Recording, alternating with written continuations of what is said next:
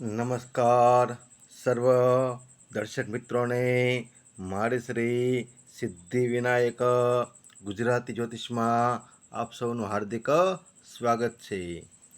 આજનો વિષય છે નવમાંશ તુલ્ય રાશિ કુંડળી. નવમાંશ વિશે આપણી સિરીઝ શરૂ છે. આપણે આગળના વિડીયોમાં જોયું હતું કે રાશિ તુલ્ય નવમાંશ. આજે આપણે જોઈશું કે નવમાંશ તુલ્ય રાશિ. કુંડળીઓ ઘણી પ્રકારની બને છે. જન્મ કુંડળી, ચંદ્ર કુંડળી, સૂર્ય કુંડળી, હોરા કુંડળી, દ્રેષકાણ કુંડળી, નવમાંશ કુંડળી, દશમાંશ કુંડળી, સપ્તમાંશ કુંડળી, આવી અનેક પ્રકારની કુંડળીઓ બને છે. એમાં આપણે આગળના વિડીયોમાં જોયું હતું કે રાશિ તુલ્ય નવમાંશ કુંડળી કેવી રીતે બને છે, એનો ઉપયોગ ફળાદેશમાં કઈ રીતે થાય છે. આજે આપણે નવમાંશ તુલ્ય રાશિ કુંડળી વિશે જાણીશું કે એ કઈ રીતે બને છે અને ફળાદેશમાં એનો ઉપયોગ કઈ રીતે થાય છે. તો આજે આપણે એક ઉદાહરણ લીધું છે. આ એક જાતકની કુંડળી છે. એની તારીખ છે 1/1/1995. સમય છે 10:30 સવારે 10:30 AM એટલે કે સવારે. સ્થાન છે અમરેલી. આ એક જાતકની જન્મ કુંડળી છે. હવે એની જન્મ કુંડળી આપણે જોઈએ તો કુંભ લગ્નની જન્મ કુંડળી એની બને છે. કુંભ, મીન, મેષ, વૃષભ, મિથુન, કર્ક, સિંહ, કન્યા, તુલા, વૃશ્ચિક, ધન ને મકર. કુંભ લગ્નની જન્મ કુંડળી બને છે. લગ્નમાં શનિદેવ સ્વગૃહી છે. ત્રીજા ભાવમાં કેતુદેવ છે. સાતમા ભાવમાં મંગળદેવ છે. નવમા ભાવમાં રાહુદેવ છે. દસમા ભાવમાં ગુરુ અને શુક્ર છે. 11 ભાવમાં સૂર્ય, ચંદ્ર અને બુધ છે. આ એની જન્મ કુંડળી બની ગઈ. હવે એની એક આ નવમાંશ કુંડળી બનેલી છે. આ લગ્નના જેટલા અંશ હતા એ સમયે જે ગ્રહો જે રાશિમાં જેટલા અંશ ચાલેલા હતા એ પ્રમાણેની નવમાંશ કુંડળી પણ બનાવેલી છે. તો એ વખતનું નવમાંશ છે એ આવે છે વૃશ્ચિક લગ્ન આવે છે. તો વૃશ્ચિક, ધન, મકર, કુંભ, મીન, મેષ, વૃષભ, મિથુન, કર્ક, સિંહ, કન્યા અને તુલા, આવી રીતે એની નવમાંશ કુંડળી બની ગઈ. તો બીજા ભાવમાં બુધ, ચોથા ભાવમાં શનિદેવ સ્વગૃહી છે. પાંચમા ભાવમાં રાહુ, આઠમા ભાવમાં મંગળ, નવમા ભાવમાં ચંદ્ર સ્વગૃહી છે. શુક્ર સાથે યુતિમાં છે. દશમ ભાવમાં સૂર્ય સ્વગૃહી છે. 11મા ભાવમાં કેતુદેવ છે અને 12મા ભાવમાં ગુરુદેવ છે. આ એની નવમાંશ કુંડળી બની ગઈ. હવે આપણે નવમાંશ કુંડળી ઉપરથી નવમાંશ તુલ્ય કુંડળી બનાવવાની છે. નવમાંશ તુલ્ય કુંડળી નવમાંશના લગ્ન ઉપરથી બને છે. જુઓ મિત્રો, રાશિ તુલ્ય નવમાંશ કુંડળી છે ને એ બનાવવી આસાન છે. જ્યારે નવમાંશ તુલ્ય રાશિ કુંડળી બનાવીને એ એટલે આસાન નથી. કારણ કે જન્મ લગ્ન બદલતું ન હોય તો એના આધારે તમે રાશિ તુલ્ય નવમાંશ કુંડળી બનાવી શકો છો. જે આપણે આગળ વિડીયોમાં આપણે વાત કરી હતી. આપણે આગળ વિડીયોમાં એના વિશે જાણ્યું હતું. જો તમારે રાશિ તુલ્ય નવમાંશ વિશે જાણવું હોય તો તમે મારા આગળના વિડીયોમાં જઈને જોઈ શકો છો. પરંતુ નવમાંશ તુલ્ય રાશિ કુંડળી ક્યારે સાચી બને કે જ્યારે એનું નવમાંશ સાચું હોય તો જ એની નવમાંશ તુલ્ય રાશિ કુંડળી સાચી બને છે. કારણ કે નવમાંશ છે ને એ 12 થી 13 મિનિટમાં નવમાંશ બદલી જાય છે. એક રાશિમાં 30 અંશ હોય છે અને એક રાશિમાં 9 નવમાંશ આવે છે. તો મિનિમમ 2 કલાકનું એક લગ્ન હોય છે. તો 2 કલાકની અંદર 9 નવમાંશ બદલી જાય છે કે 3 અંશ ને 20 કલાકનું એક નવમાંશ બને છે. જેના વિશે આપણે આગળના વિડીયોમાં ચર્ચા કરી હતી. તો જેનું નવમાંશ લગ્ન સાચું હોય એના જ માટે આ કુંડળી સાચી ગણાય છે. માટે આ કુંડળી છે એ બનાવવી પણ અઘરી છે. કારણ કે જેનો જન્મ સમય એકદમ પાક્કો હોય, સમજી લો કે આનો જન્મ સમય 10:30 થયેલો છે તો એનું જન્મ લગ્ન આવ્યું કુંભ અને એ વખતે જે અંશ હતા લગ્નના એના આધારે નવમાંશ લગ્ન આવ્યું વૃશ્ચિક.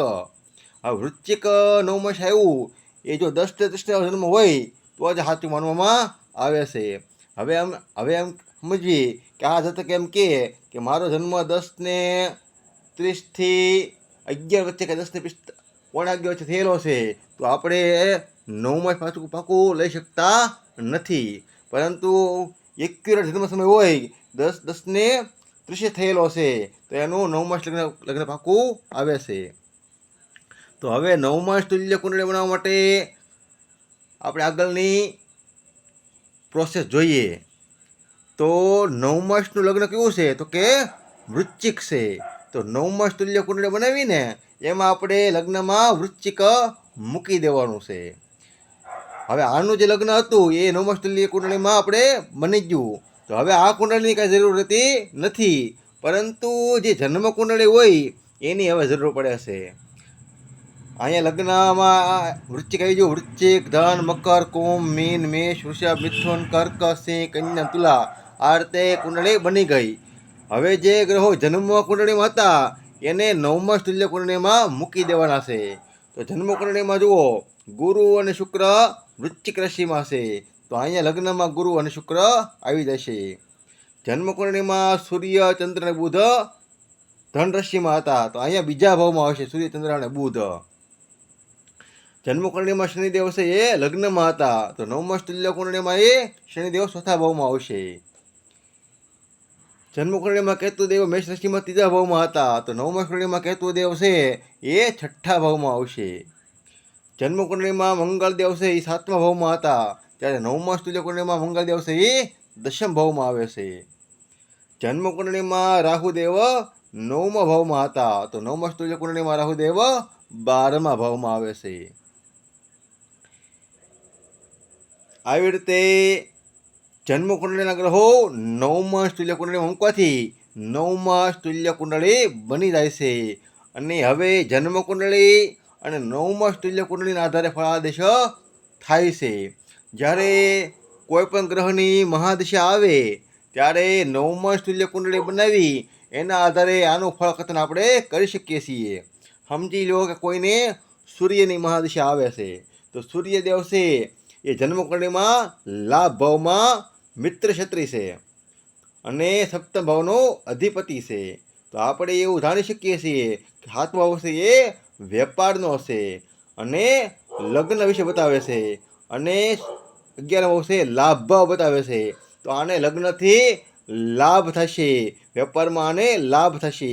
હવે આપણે 9 માસ તુલ્ય કુંડળીમાં આપણે જોઈએ તો સૂર્યદેવ છે બીજા ભાવમાં આવે છે, તો અહીંયા આપણને વેપારથી લાભ દેખાડે છે અને લગ્નથી લાભ દેખાડે છે. તો અહીંયા પણ સૂર્યદેવ છે એ 10મ ભાવનો અધિપતિ થઈને બીજા ભાવ દેખાડે છે. સૂર્યની મહાદશામાં આ વ્યક્તિને ધનની વૃદ્ધિ થશે, આવકની વધશે, એવું પણ સૂર્યદેવ બતાવે છે. આમાં જન્મ કુંડળીમાં સૂર્યદેવ છે 7મા ભાવનો અધિપતિ છે, જ્યારે 9 માસ તુલ્ય કુંડળીમાં એ 10મ ભાવનો અધિપતિ છે. તો આપણે એવું માની શકીએ કે લગ્ન બાદ પણ આને ધનના યોગ વધશે. ચંદ્રદેવ છે એ જન્મ કુંડળીમાં 6ઠ્ઠા ભાવનો અધિપતિ થઈ અને લાભ ભાવમાં બેઠેલા છે આપણે મિત્ર ક્ષત્રિ. હવે જન્મ કુંડળીમાં એવું દેખાડે છે કે આ નોકરથી લાભ મળશે, નોકરથી અને આવક થશે. અને એમ પણ કહી શકાય કે 6ઠ્ઠો ભાવ છે એ બીમારીનો છે, તો અહીંયા બીમારી પણ જાતકને ચંદ્રની મહાદશા આવશે તો બીમારી પણ એને વધશે. હવે આપણે 9 માસ તુલ્ય કુંડળીમાં જોઈએ તો ચંદ્રદેવ છે એ બીજા ભાવમાં છે, તો બીજો ભાવ છે ને એ આમાં નોકરથી આવક દેખાડે છે, આમાં પણ ધન તો દેખાડે જ છે, પણ બીજો ભાવ છે એ ખાનપાનનો ભાવ પડશે. અને 6ઠ્ઠા ભાવનો અધિપતિ બીજા ભાવમાં હોવાથી જો આ વ્યક્તિ ખાનપાનમાં ધ્યાન નહીં રાખે તો આને બીમારી પણ થઈ શકે છે, એ પણ 9 માસ તુલ્ય કુંડળી બતાવી દેશે. મંગળદેવ જન્મ કુંડળીમાં મંગળદેવ 7મા ભાવમાં મિત્ર ક્ષત્રિ છે અને 3જા ભાવનો અધિપતિ છે અને 10મ ભાવનો અધિપતિ છે. જ્યારે 9 માસ તુલ્ય કુંડળીમાં સ્વયં લગ્નેશ મંગળ થાય છે અને 6ઠ્ઠા ભાવનો અધિપતિ મંગળ થાય છે અને 10મ ભાવમાં બેઠેલો છે. અહીંયા જન્મ કુંડળીમાં મંગળ છે એ વેપારના ભાવમાં છે, જ્યારે આમાં એ 10મ ભાવમાં કર્મ ભાવમાં છે એટલે મંગળની મહાદશા આવે ને ત્યારે વ્યક્તિ વેપાર કરી શકે છે, કેરિયરની શરૂઆત કરી શકે છે. એવું જન્મકુંડળી અને નવમા કુંડળીના આધારે આપણે જાણી શકીએ છીએ. જન્મકુંડળીમાં એ ત્રીજા ભાવનો અધિપતિ બને છે અને દશમ ભાવનો અધિપતિ બને છે. જ્યારે આ કુંડળીમાં નવમા કુંડળીમાં એ મંગળદેવ છે એ લગ્નેશ પણ બને છે અને છઠ્ઠા ભાવનો અધિપતિ પણ બને છે. લગ્નેશ થઈને દશમ ભાવ હોવાથી કર્મ વિશે દેખાડે છે, એટલે કે નોકરી કરતો હોય પ્રગતિ પણ થાય છે, પ્રમોશન પણ એને મળે છે, કોઈ વેપાર કરતો એવો પણ એ સફળતા મેળવે છે. અને છઠ્ઠો ભાવ છે એ અડચણનો ભાવ છે, તો એમાં પણ એને છઠ્ઠો ભાવ નોકરીનો પણ છે તો અડચણ પણ રહી શકે છે. પરંતુ અહીંયા એ મંગળ છે એ બળવાન છે. અહીંયા પણ મંગળદેવ મિત્ર ક્ષત્રિ છે, અહીંયા પણ મંગળદેવ મિત્ર ક્ષત્રિ છે અને અહીંયા વધારે મંગળ બળવાન બની જાય છે. અહીંયા મંગળ છે એ હાથમાં ભાવમાં એટલા બધા બળવાન નથી, પણ અહીંયા દશમ ભાવમાં મંગળ વધારે બળવાન છે. તો કર્મ ભાવનો અધિપતિ સાતમા ભાવમાં છે અને અહીંયા લગ્નેશ થઈને દશમ ભાવમાં છે. તો મંગળની મહાદશામાં વ્યક્તિને બહાર જવાનો યોગ પણ થાય છે અને કર્મની અંદર સફળતા પણ એને મળી શકે છે. બુધદેવ જન્મકુંડળીમાં બુધદેવ છે એ પાંચમા ભાવના અને આઠમા ભાવના અધિપતિ બની અને 11 ભાવમાં શત્રુ ક્ષત્રિ રહેલા છે, એટલે કે ધન રાશિમાં છે એ બુધની શત્રુ રાશિ છે. તો બુધ પણ એ બળવાન, કારણ કે પંચમ અહીંથી એની દ્રષ્ટિ પાંચમા ભાવમાં પડે છે. તો બુધ છે બુદ્ધિનો કારક છે અને પાંચમો ભાવ છે એ બુદ્ધિ બતાવે છે. તો બુધ અહીંયા બળવાન તો છે જ તે. તો હવે આપણે એની નવમા સ્થિતિકુંડળીમાં બુધની સ્થિતિ જોઈએ. તો નવમા સ્થિતિકુંડળીમાં બુધ છે એ આમાં પણ અષ્ટમ ભાવ દેખાડે છે, આમાં પણ અષ્ટમ ભાવ દેખાડે છે અને લાભ ભાવનો અધિપતિ થઈને બીજા ભાવમાં બેઠેલો છે. અહીંયા એ આવકના ભાવમાં છે, જ્યારે અહીંયા એ ધનના ભાવમાં છે. તો આપણે એમ પણ કહી શકાય કે બુધની મહાદશામાં અને આવકથી અને ધનની વૃદ્ધિ થશે. અને સાથે બંને કુંડળીમાં અષ્ટભાવનો અધિપતિ બનતો હોવાથી બુધની મહાદશા જ્યારે આવે ને જ્યારે વ્યક્તિને, ત્યારે એને ઘણી પરેશાની પણ રહી શકે છે. એ પરેશાની એના સોશિયલ મીડિયા દ્વારા થઈ શકે, કુટુંબ દ્વારા પણ થઈ શકે છે, કારણ કે અહીંયા કુટુંબ ભાવમાં છે અને અહીંયા સોશિયલ મીડિયાના ભાવમાં રહેલો છે. સમાજમાં એને કોઈ તકલીફ થઈ શકે, અહીંયા એને ખાનપાનથી તકલીફ થઈ શકે અથવા કુટુંબથી પોતાની વાણીથી કોઈ પ્રકારની તકલીફ થઈ શકે છે. ગુરુદેવ છે એ જન્મકુંડળીમાં બીજા ભાવના અને 11 ભાવના અધિપતિ થઈ અને દશમ ભાવમાં રહેલા છે. તો અહીંયા લાભ ભાવ અને ધન ભાવના અધિપતિ ગુરુદેવ બને છે અને ગુરુદેવ દશમ ભાવમાં મિત્ર ક્ષત્રિ પણ છે, સાથે શુભ ગ્રહની હારે પણ રહેલા છે. તો નવમા આમાં એવું દેખાડે છે કે ગુરુ દૃષ્ટિ બીજા ભાવમાં પણ રહેલી છે. તો ગુરુની જ્યારે મહાદશા આવે ત્યારે વ્યક્તિને આવક પણ થાય, ધન પણ મળે અને ગુરુદેવ છે દશમ ભાવમાં હોવાથી ગુરુની જ્યારે મહાદશા આવે ત્યારે વ્યક્તિ પોતાના કેરિયરની, પોતાના જે કામકાજ હોય, પોતાનું જે કેરિયર હોય એની શરૂઆત પણ ગુરુની મહાદશામાં જ કરે છે. હવે નવમા સ્થિતિકુંડળીમાં જોઈએ તો ગુરુ આમાં ધન ભાવનો અધિપતિ છે અને સાથોસાથ પંચમ ભાવનો અધિપતિ છે. આમાં ધન ભાવ ઉપર દૃષ્ટિ કરે છે.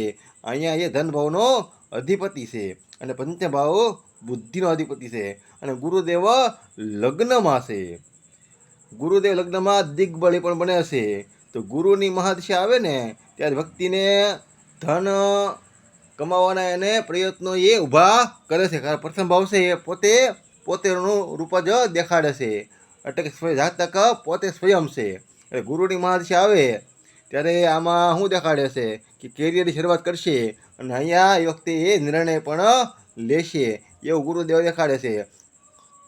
ગુરુ દૃષ્ટિ પંચમ ભાવ ઉપર પડે છે, એટલે કે એ વખતે એની બુદ્ધિ એ રીતની બને છે કે હું કાંઈક કાર્ય કરું અને મારા ફેમિલીને મદદરૂપ બનું, એટલે કે હું પૈસા કમાવાની શરૂઆત કરું. જ્યારે ગુરુની મહાદશા આવે, અંતરદશા આવે ત્યારે જાતક કર્મ કરે છે. શું કર્મ કરે છે? તો કે દશમ ભાવ રિલેટેડ કર્મ કરે છે, કારણ કે દશમ ભાવમાં ગુરુદેવ જન્મકુંડળીમાં બેઠેલા છે અને આમાં લગ્નમાં બેઠેલા છે. શુક્રદેવ છે એ જન્મકુંડળીમાં યોગ થાય છે, કારણ કે જન્મકુંડળીમાં શુક્રદેવ છે એ ચોથા ભાવના અધિપતિ છે અને નવમ ભાવના અધિપતિ પણ છે. ચોથો ભાવ કેન્દ્ર ભાવ છે, નવમ ભાવ છે એ ત્રિકોણ ભાવ છે. જ્યારે કોઈ એક ગ્રહ કેન્દ્ર અને ત્રિકોણના અધિપતિ બનતા હોય ને એ ગ્રહ રાજયોગકારક થાય છે. તો શુક્રદેવ છે એ અહીંયા રાજયોગકારક છે અને દશમ ભાવમાં બેઠેલા છે. એ એની સમ રાશિમાં છે. મંગળની રાશિમાં હોવાથી શુક્રદેવ અહીંયા મિત્ર પણ નથી અને શત્રુ પણ નથી, પરંતુ સમ ઘરમાં રહેલા છે. તો જ્યારે શુક્રની મહાદશા આવે ત્યારે વ્યક્તિને પ્રોપર્ટી મળે છે, ધન મળે, મિલકત મળે, વાહન મળે. કારણ કે ચોથો ભાવ છે એ ધન અને મિલકત અને પ્રોપર્ટીનો છે. શુક્ર દ્રષ્ટિ પણ ત્યાં પડ્યા છે. સાથે શુભ ગ્રહ ગુરુ પણની સાથે રહેલા છે. તો એને ધન મળશે, પ્રોપર્ટી મળશે, વાહન, મિલકત, ઉદ્યોગના બધા શુક્રની મહાદશામાં યોગ ઊભા થશે. હવે નવમા સ્ત્રીય કુંડળીમાં જોઈએ તો શુક્રદેવ લગ્નમાં જ છે. જ્યારે શુક્રની મહાદશા આવે ને ત્યારે વ્યક્તિને સામેથી ની પાસે ધન આવે છે, મિલકત આવે છે, પ્રોપર્ટી આવે, વાહન આવે. અને દશમ ભાવ છે ને એ સફળતાનો છે, સક્સેસતાનો છે. તો આ વ્યક્તિને એ સમયે સફળતા સક્સેસતા પણ મળી શકે છે. નવમા સ્ત્રીય કુંડળીમાં શુક્રદેવ છે એ 7મા ભાવનો અધિપતિ છે અને 12મા ભાવનો અધિપતિ છે. શુક્રની મહાદશામાં વ્યક્તિ વિદેશ પણ જઈ શકે છે, કારણ કે 12મો ભાવ વિદેશ દેખાડે છે. શુક્રદેવ લગ્નમાં હોવાથી આ વ્યક્તિ પોતાના કામકાજ માટે વિદેશ પણ જાય છે, એવા પણ યોગ બને છે. શનિદેવ છે જન્મકુંડળીમાં લગ્નમાં સ્વગુરુ થઈને રહેલા છે અને 12મા ભાવના અધિપતિ પણ છે. હવે નવમા સ્ત્રીય કુંડળી જોઈએ આપણે તો શનિદેવ છે 3જા ભાવના અધિપતિ છે અને 4થા ભાવમાં સ્વગુરુ છે. તો જ્યારે શનિની મહાદશા આવે ને ત્યારે 12મો ભાવ વિદેશ દેખાડે છે અને 3જો ભાવ છે એ ઘરથી દૂરનું સ્થાન દેખાડે છે. તો શનિની મહાદશામાં શું થાય તો એને વિદેશનો યોગ થઈ શકે છે અથવા ઘરથી બહાર જવાનો યોગ પણ શનિની મહાદશામાં રહે છે. શનિદેવ અહીંયા લગ્નમાં છે એ સ્વગૃહી છે અને અહીંયા પણ એ સ્વગૃહી છે. તો જ્યારે શનિની મહાદશા આવે ને ત્યારે વ્યક્તિને મકાનનું કોઈ કન્સ્ટ્રક્શન, મકાન રિલેટેડ કોઈ કામ અથવા તો જૂની પ્રોપર્ટી, શનિ છે એ બધું પ્રાચીનનો કારક છે. તો જૂનું મકાન, જૂની પ્રોપર્ટી, જૂની બધા માલ મિલકત હોય એના વિશે કોઈ ઘટના આપણે શનિની મહાદશામાં બની શકે છે. રાહુદેવ છે એ જન્મકુંડળીમાં 9મા ભાવમાં છે અને 9મા સ્ત્રીય કુંડળીમાં એ 12મા ભાવમાં છે. તો જ્યારે રાહુની મહાદશા આવે ને આ 9મો ભાવ છે ને એ લાંબી યાત્રા દેખાડે છે અને 12મો ભાવ છે ને એ વિદેશ દેખાડે છે. તો આ વ્યક્તિને જ્યારે જન્મકુંડળીમાં રાહુની મહાદશા આવશે ત્યારે એને વિદેશ યોગ થઈ શકે છે અથવા તો એને બહુ જ લાંબી યાત્રા યોગ પણ એ સમયે બની શકે છે. કેતુદેવ છે એ જન્મકુંડળીમાં 3જા ભાવમાં છે અને 9મા સ્ત્રીય કુંડળીમાં કેતુદેવ છે એ 6ઠ્ઠા ભાવમાં છે. આ 3જો ભાવ છે ને એ જીવનની અંદર ઘણીવાર આપણને પરેશાનીઓ પણ બતાવે છે, કારણ કે 8માંથી એ 8મો ભાવ છે અને અહીંયા એ 6ઠ્ઠા ભાવમાં બેઠેલો છે. તો કેતુની મહાદશામાં આ વ્યક્તિને ઘણી બધી જીવનમાં સંઘર્ષ કરવો પડે છે, બીમારીના પણ યોગ રહી શકે છે, કારણ કે અહીંથી આ 3જો ભાવ થાય છે. લગ્નથી 3જો ભાવ હોવાથી ઘણી બધી જીવનમાં મહેનત, કઠણાઈ દેખાડે છે અને અહીંયા 6ઠ્ઠો ભાવ છે ને એ જીવનની અંદર હરીફાઈ, વિરોધીઓ, શત્રુઓ અને બીમારી પણ દેખાડે છે. તો કેતુની મહાદશામાં વ્યક્તિને ઘણી બધી તકલીફો પડી શકે છે. આવું જન્મ કુંડળી અને 9મા સ્ત્રીય કુંડળીના આધારે ગ્રહોની મહાદશા વખતે આપણે ફળાદેશ કરી શકીએ છીએ. હવે આપણે 9મા કુંડળીની કોઈ જરૂર રહેતી નથી. ફક્ત 9મા કુંડળીનું જે લગ્ન હોય ને એ જ 9મા સ્ત્રીય કુંડળીમાં મૂકવાનું હોય છે. બાકીના જે ગ્રહો છે એ જન્મ કુંડળીના ગ્રહો હોય એમાં જ 9મા સ્ત્રીય કુંડળીમાં મૂકવામાં આવે છે અને આના આધારે ફળકથન થાય છે. પરંતુ મેં કીધું એમ જેનું જન્મ સમય પાકો હોય એના માટે જ તે 9મા સ્ત્રીય કુંડળી બની શકે છે, કારણ કે જો 9મા સ્ત્રીય લગ્ન સાચું તો જ 9મા સ્ત્રીય કુંડળીનું લગ્ન સાચું મનાય છે, તો જ કુંડળી સાચી બને છે. જો મિત્રો વિડીયો પસંદ આવે તો લાઈક કરો, શેર કરો અને મારી ચેનલને સબસ્ક્રાઈબ કરો. તેમજ કુંડળી માટે આ નંબર પર કોન્ટેક્ટ તમે કરી શકો છો. નમસ્કાર દર્શક મિત્રો, સૌને હર હર મહાદેવ.